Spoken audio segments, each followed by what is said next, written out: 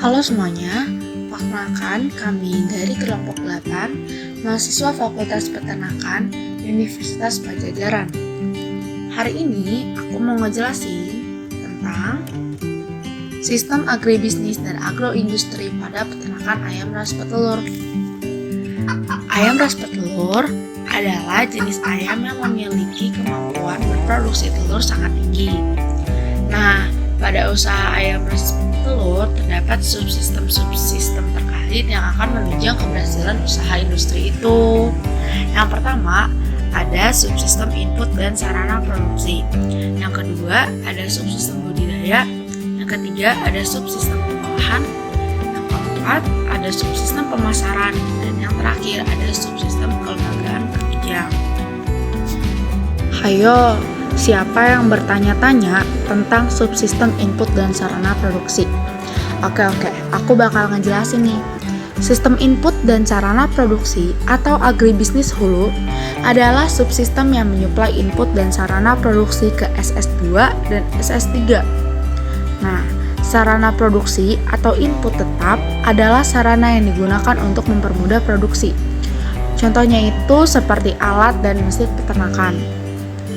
Sedangkan input produksi contohnya itu seperti semen beku, embrio beku, konsentrat, hijauan, air, obat-obatan hewan. Sekarang kita memasuki subsistem budidaya. Subsistem budidaya atau produksi primer agribisnis adalah sebagai perangkat prosedur dan kegiatan yang terjadi dalam penciptaan produk agribisnis. Bisa produk usaha pertanian, perikanan, peternakan, kehutanan, dan perkebunan. Nah, subsistem ini berkaitan dengan fungsi manajemen. Contohnya itu fungsi perencanaan, pengorganisasian, pelaksanaan, pengawasan, dan pengendalian. Contoh dari fungsi perencanaan pada ayam ras petelur itu ketika kita ingin membuka usaha, pastinya kita harus merencanakan nih, di mana sih kandang yang baik tuh letaknya ada di mana. Terus bibitnya kita ambil dari mana. Semua itu masuk ke fungsi perencanaan. Nah, untuk pengawasan dan pengendalian pun penting, karena dari semua evaluasi yang ada itu diupayakan untuk mendukung kegiatan produksi. Sekarang kita memasuki subsistem pengolahan. Subsistem ini mengolah bahan baku atau produk primer menjadi bahan jadi yang siap konsumsi dan bahan setengah jadi. Subsistem ini membutuhkan suplai bahan baku pertanian atau peternakan serta input dan sarana produksi, terutama Alsin berteknologi. Alsin berteknologi diperlukan untuk efisiensi dan peningkatan produktivitas. Kita lihat contohnya, ada sebuah mesin. Mesin ini akan menunjang dan mempercepat serta meningkatkan produktivitas dari perusahaan ayam ras petelur. Subsistem pemasaran. Pengertian dari sistem pemasaran adalah kumpulan lembaga yang melakukan tugas pemasaran barang, jasa, ide, orang, dan faktor lingkungan yang saling memberikan pengaruh dan membentuk serta mempengaruhi hubungan perusahaan dengan pasarnya. Oke, sekarang aku mau ngejelasin tentang subsistem kelembagaan penunjang. Sistem organisasi dari hubungan sosial yang terwujud dari beberapa nilai umum dan cara dalam menyatukan beberapa kebutuhan dasar masyarakat. Bentuk formal budaya yang terdiri dari kumpulan kebutuhan sosial yang mendasar atau pokok. Kelembagaan peternak adalah organisasi yang tumbuh dari, oleh, dan untuk masyarakat sendiri yang didasari atas kesamaan kepentingan di bidang peternakan dan memiliki anggaran dasar serta anggaran rumah tangga secara tertulis. Nah, kelembagaan dibagi menjadi dua. Yang pertama ada kelembagaan mandiri. Adalah kelompok peternak yang dibentuk atas dasar kepentingan yang sama dan dibentuk tanpa bantuan dari kelembagaan lainnya. Prosesnya bottom up.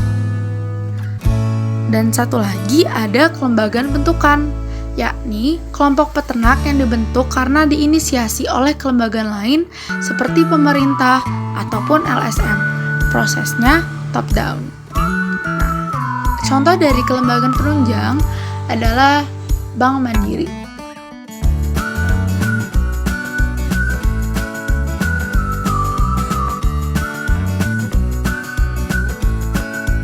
Jadi sekarang kita lagi ada di peternakan ayam petelur yang berada di Cilenyi. Oke.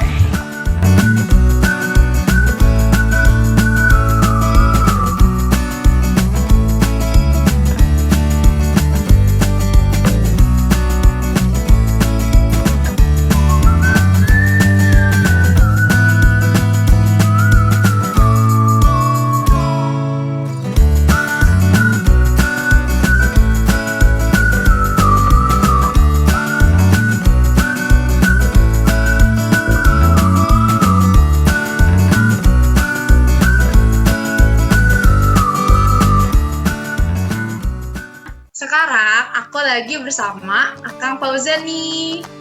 Halo Akang, say hi dulu dong. Halo. Nah, jadi kemarin kita berdua, ada sih sebenarnya teman aku satu lagi namanya Syifa, ke kandang ayam ras petelur ya Kang. Di mana sih itu letaknya?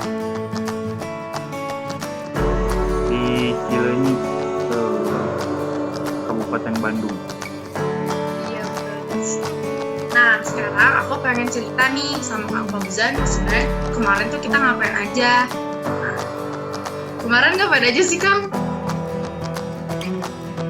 Kemarin tuh kita kunjungan ke kandang ayam petelur, melihat keadaan di sana.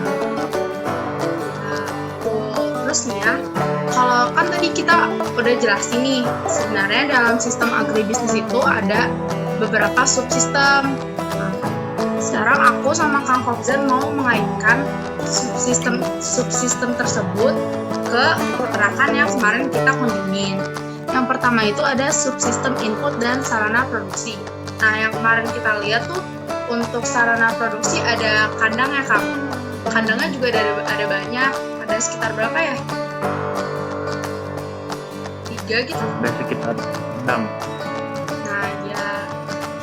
Terus di kandangnya juga ayam-ayamnya tuh dipisah-pisah. Dipisahnya berdasarkan apa sih Kang? Ayam dipisah-pisah berdasarkan umur. Kalau boleh tahu kenapa harus dipisah? Kenapa nggak disatuin aja? Kang Fauzan tahu nggak?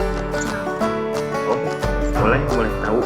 Jadi kandang fungsinya kandang dipisah-pisah itu kan dari umurnya juga udah beda, otomatis nanti masa habis produksinya tuh beda-beda juga. Kalau disatuin kan susah bedain mana yang udah habis akhir, mana yang belum. Nah iya betul tadi apa yang Kang Fauzan katakan. Nah selain itu nih, kan tadi aku udah jelasin sarana produksinya ada kandang, ada tempat pakan, ada tempat untuk telurnya, ada juga input produksi yaitu berupa pakan ternak.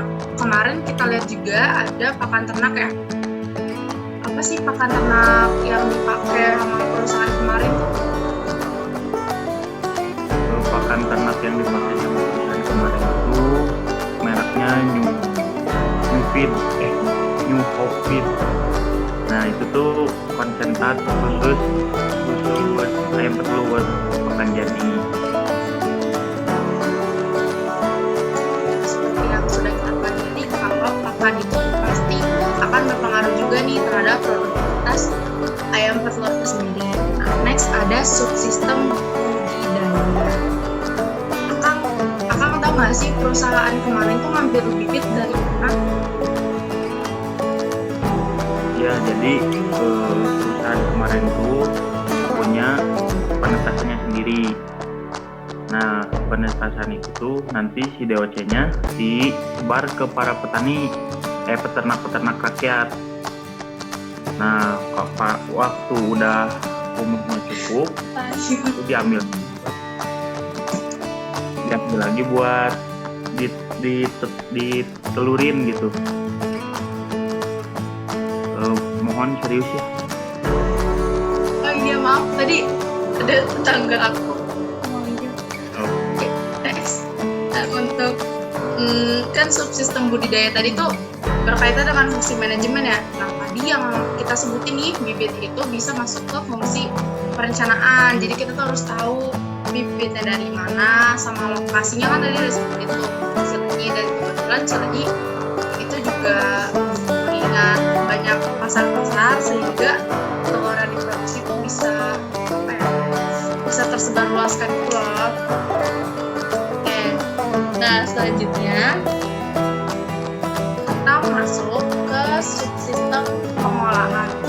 Nah, seperti yang kita ketahui, telur itu kan bisa dibuat menjadi banyak produk makanan ya, misalkan martabak ataupun telur gulung atau mayonnaise. Nah, menurut Akang sendiri nih, selain makanan yang tadi aku sebutin, telur bisa dibuat apa aja sih?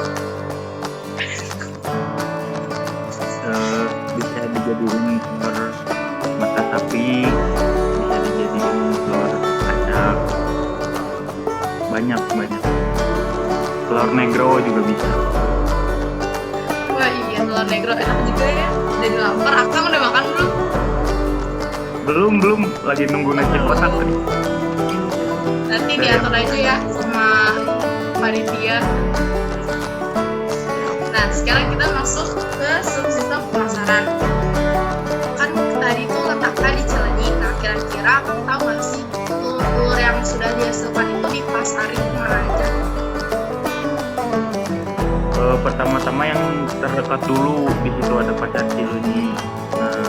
Tapi dengan kapasitas daya tampung di pasar Cilenyi nggak sampai 6 kintal per hari, itu langsung dikirim ke Padalarang, juga ke pasar-pasar lain.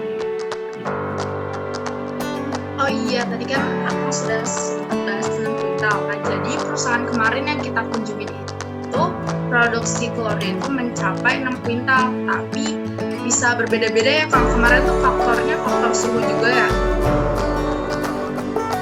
Ya, yang ada cuaca, faktor kebersihan kandang juga itu berpengaruh. Iya betul. Jadi keadaan sekitar kandang juga akan mempengaruhi produksi telur itu sendiri. Nah, selanjutnya kita memasuki subsistem kelembagaan penunjang. Kalau kelembagaan yang menunjang perusahaan itu pasti yang berkaitan dengan peternakan kan. Contohnya tuh kayak